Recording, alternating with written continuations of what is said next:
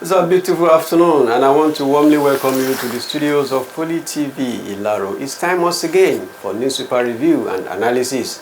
I'm not alone on set today. My name is Femi Afolabi, and I have seated very close to me my dear Egbon, Baba Agbalagba over time, Mr. Deji Adeyemi, the publisher, the broadcaster, and public affairs analyst. You're welcome, sir. Thank you, Femi. Glad to be here as usual.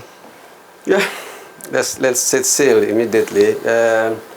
The newspapers today, all of them focus on the crisis between the ADC and of course INEC, and updated with the happenings around now. The ADC is trying to work its way into the Turaki-led fashion of a PDP. Let me scan through the headlines of the major newspapers that we have today for you. The Guardian posted the story as opposition explores option as ADC PDP question INEC's neutrality, and the Tribune captioned the story ADC Turaki-led PDP meets explore 2027 options, while that the Punch captioned the story as Wike-backed PDP films over Makinde ADC alliance plan, and of course Vanguard says ADC listed 6-point demand at INEC protest, while the Daily Trust captioned the story 2027 ADC PDP close ranks.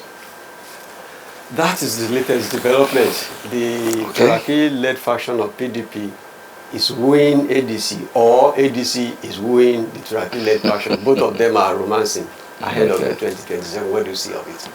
Well, you see, the political season like this always excites me too, because what you find out is that sometimes, with due respect to politicians, you find some of them as thespians, drama practitioners, and what you find out is that you, as somebody watching from the sidelines without being partisan, you wonder how they reach some of their decisions. Okay, ADC and PDP meeting up, working towards an alliance. A faction of PDP. A faction, yes, a faction of PDP. Okay, that's true. A faction of PDP. And what does that tell us? It is just that they are trying to look at various options for them. You know, we have discussed this before about the fact that what happens if ADC, with their star-studded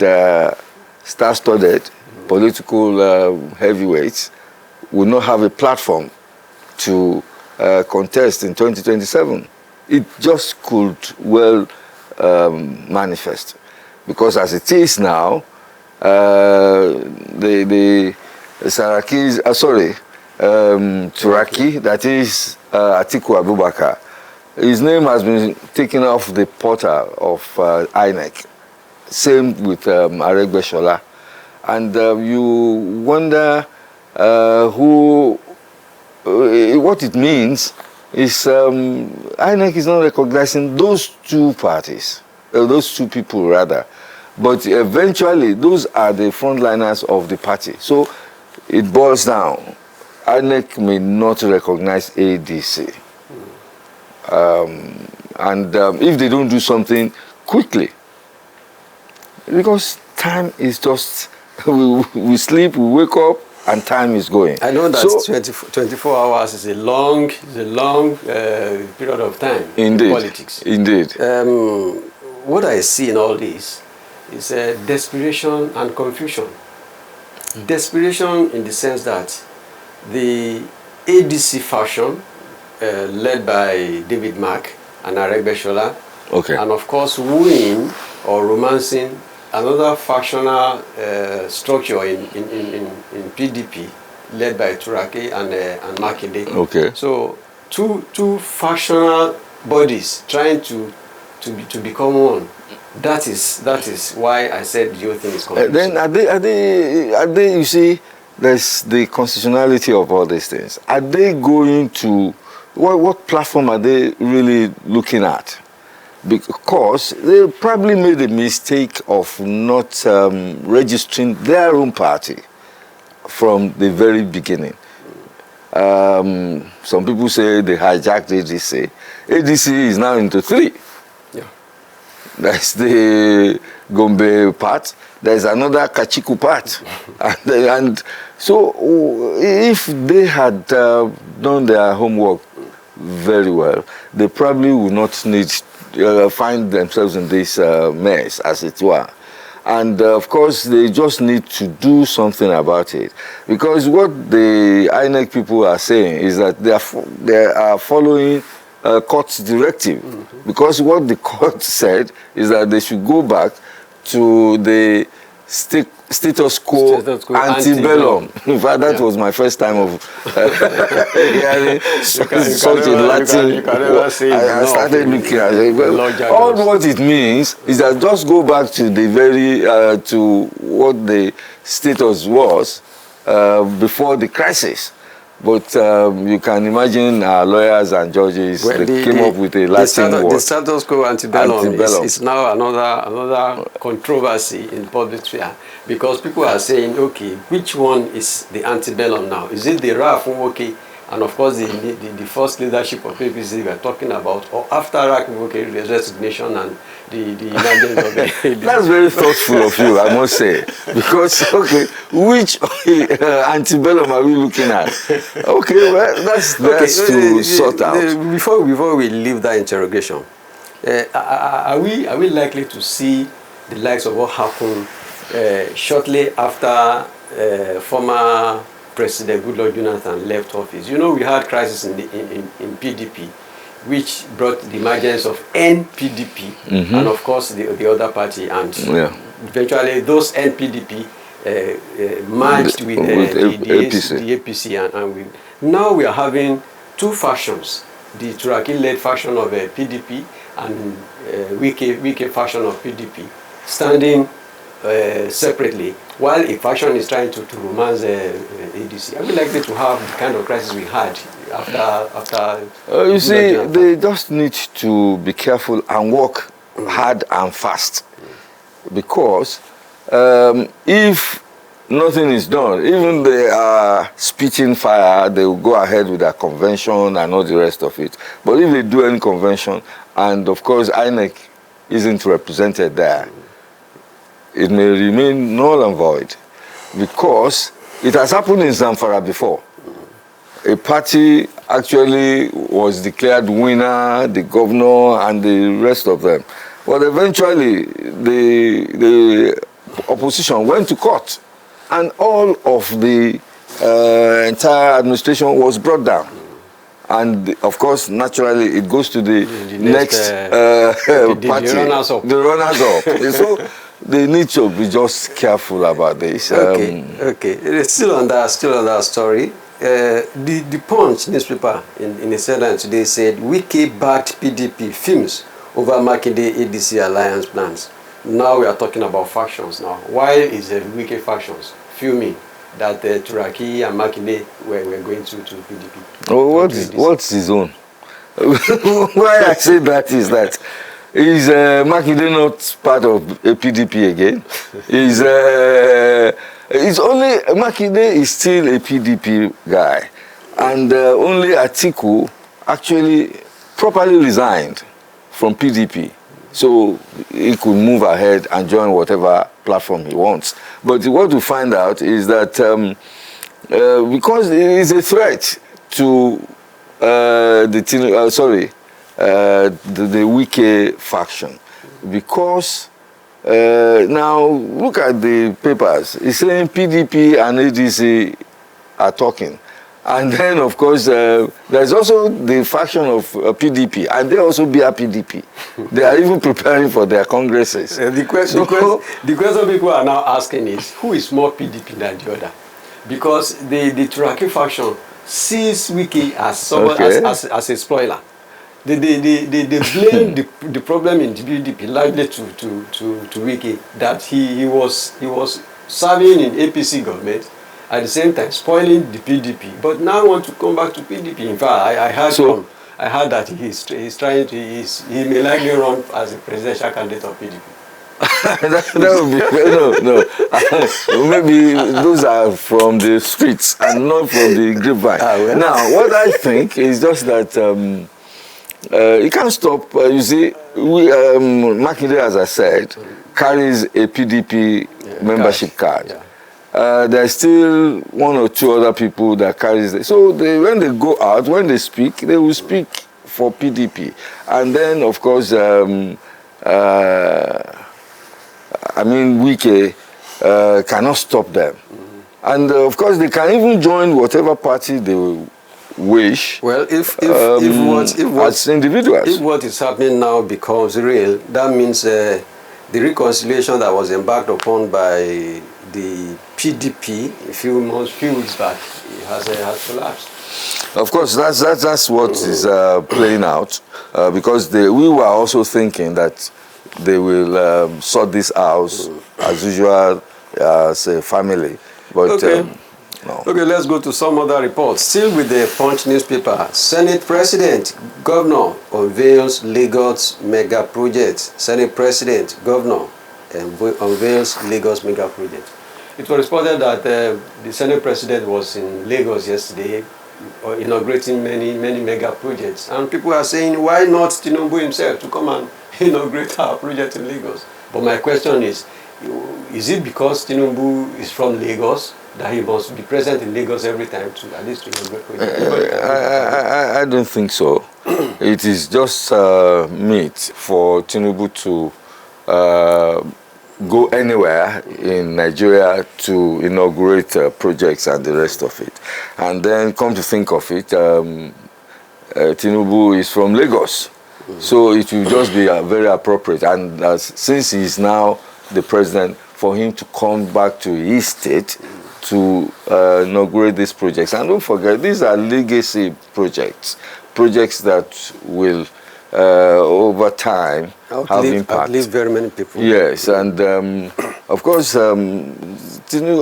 anybody, for that matter, can delegate, go and help me do this while I'm busy. The presidency has come up with, with a statement saying that the president has had to go attend to some security issues. So it's all right. And let's forget, there are only two presidents in this country. The President of the Federal Republic and the President of the Senate. So they can interchange. Well, or at least the President of this Federal Republic. Well, like you rightly mentioned, the President can appoint anybody to represent him to inaugurate any project in any part of the country. So that is a welcome development. Whoever is reading minutes to that should not allow the case to rise. There are better things. Let us discuss this minor story on the front page of the Guardian newspaper. It's on the masthead, above the masthead. CSO's youth storm Goodluck Jonathan's office, urge him to contest. People are dragging Jonathan to come into 2027 campaign, political onslaught against the incumbent. This is not the first time anyway. He's been touted to be wanting to come, and at a point in time he said he will not come. But now that people are saying he should just come back to politics. Well, there are so many rights as embedded in the Constitution and, of course, even in life.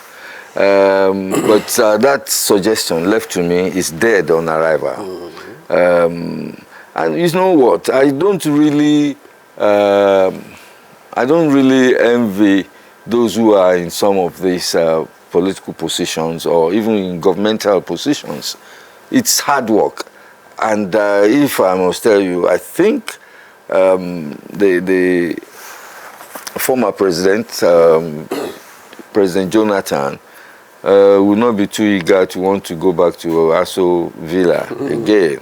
I mean, there's so much work for there to do. I know people criticize, I know the rest of, and when people criticize, it's because they just want a better life for themselves. That's why what I think it should be criticisms positive, but they want a better life for themselves. But going back there, like Baba will say, what did you forget at Azoro? At Azoro, that you want to go back?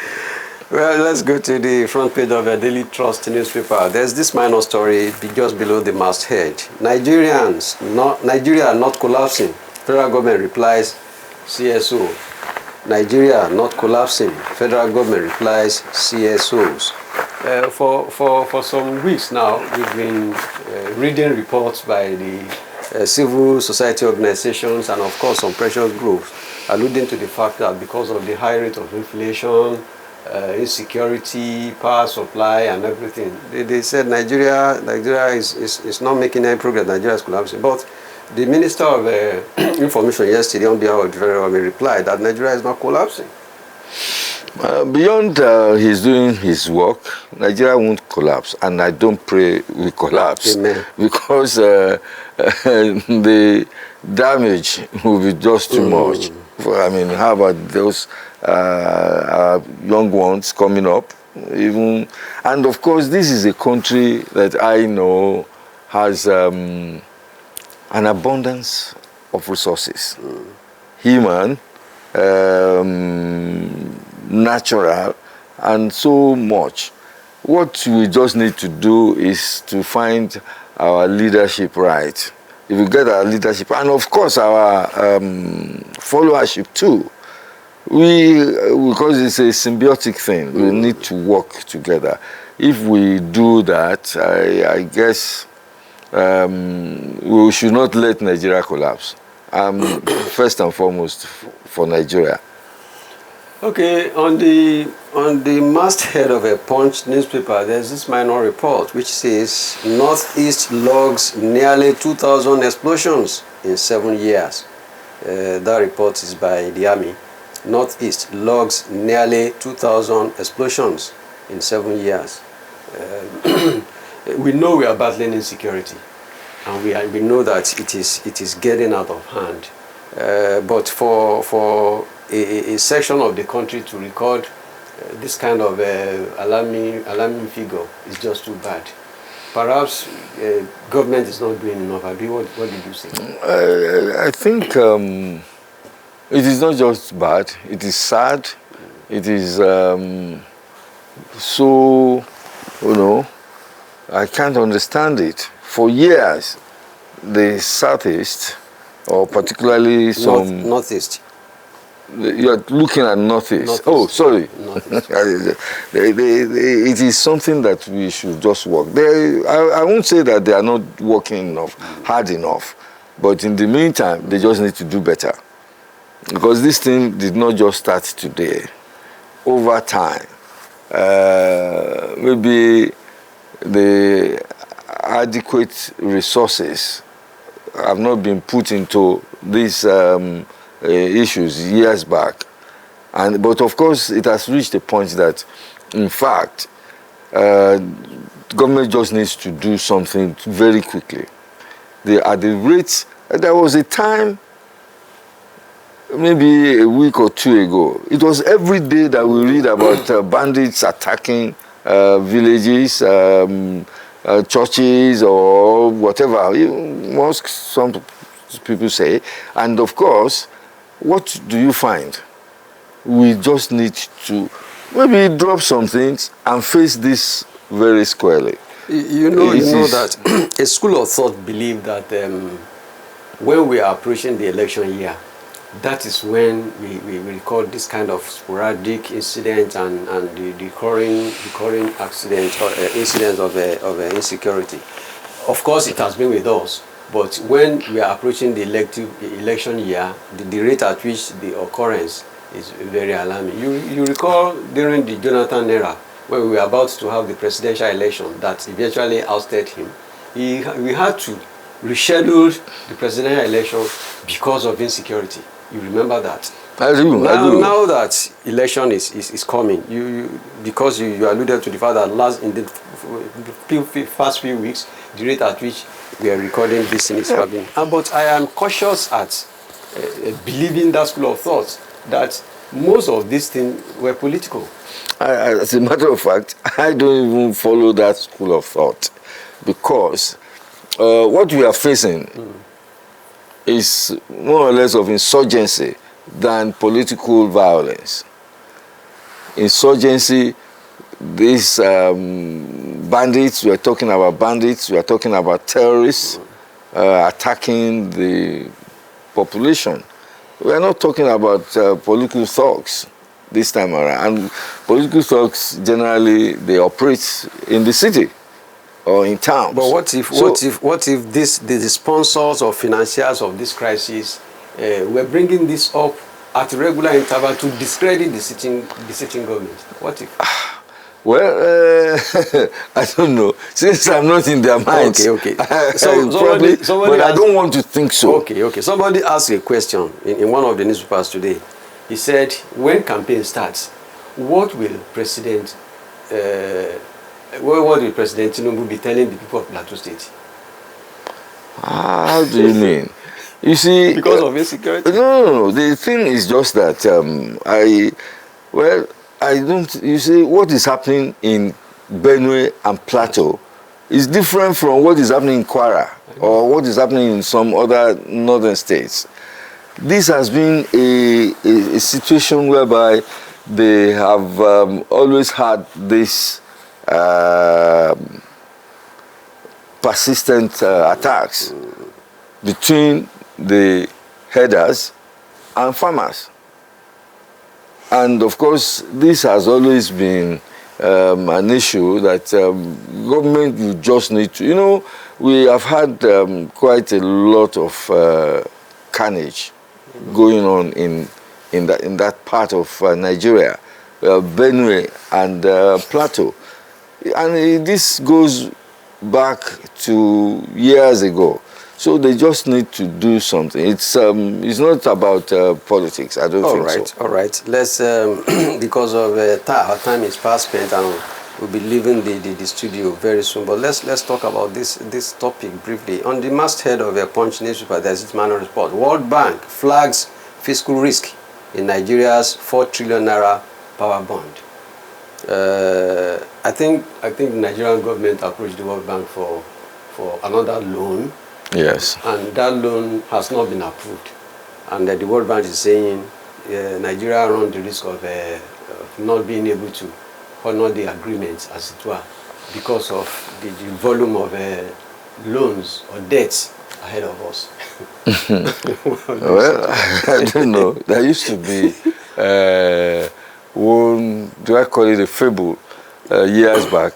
They say that when the economy is bad, and I don't know whether it's a fable or even an economic thing, that when the economy is bad and there's no money, when government pushes more money into into circulation, of course it kind of levels up the situation.